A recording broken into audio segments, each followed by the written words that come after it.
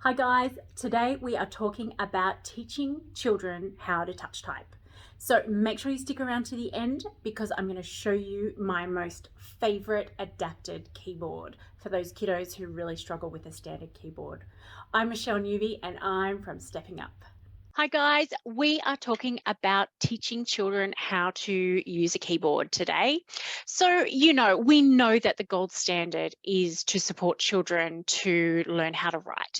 That's the most adaptive form of recording written information. But unfortunately, for some children who have really worked in therapy to improve their handwriting, and it hasn't worked, sometimes we need to move on to adaptive approaches like keyboarding for those children. So when we have made that decision that we're going to use touch typing as a method of recording written information, we need a systematic way to sort of teach this skill. So first of all, what you're going to do is you're going to start off with the basics. So we're going to start off with thinking about the child's posture as they're sitting to type, because we want to train good habits from the get-go. You want to orientate them to the keyboard. So you want to, that there's the little home keys and the little bumps. So we're finding the home keys with our pointer fingers, and then there's the home row. So you're orientating them to that keyboard. Then what you want to do is introduce an appropriate touch typing software. So we have two that we use a lot here at Stepping Stones Therapy for Children.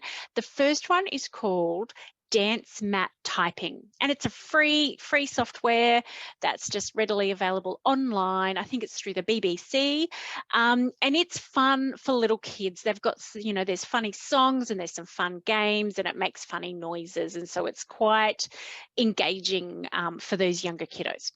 When you get, when you're teaching touch typing to the preteens and the teens, dance mat typing is a little bit uncool, so you probably want to give that one a miss. But there's a really good one which is called Typing Club. So jump on there, it's another free one. And again, it kind of gives you lots of stats about your typing, gives you lots of feedback, and it's got some fun games that are more age appropriate to the preteens and the teens.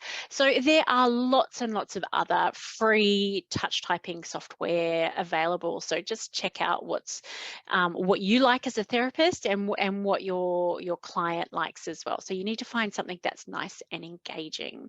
So we want to build a routine around touch typing, because it's a brand new skill and it can be very tricky to learn. So what we suggest here at Stepping Stones is that children have it scheduled in for 15 minutes every single day. So they're working on their touch typing for 15 minutes every day, just to kind of build up their skill level and their competency with that. So we want to be able to track the child's progress. So whether that's, we're taking a video of them and how they're using all their fingers, or, programs like Typing Club will track their progress for them. So that helps with motivation. And so it's just repetition. It's not a skill that's learned quickly. So yeah, keep in mind that repetition is really important.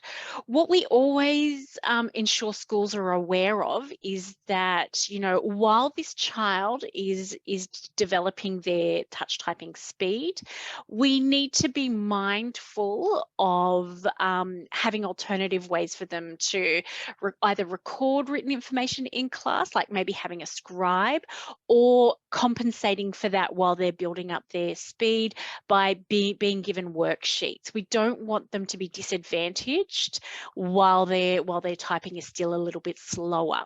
So just, there's like a little bit of a transition period where they're moving from writing the bulk of their work to typing the bulk of their work. So we need to be accommodating that. Now, for some children that we see, the standard keyboard is actually just a bit too tricky.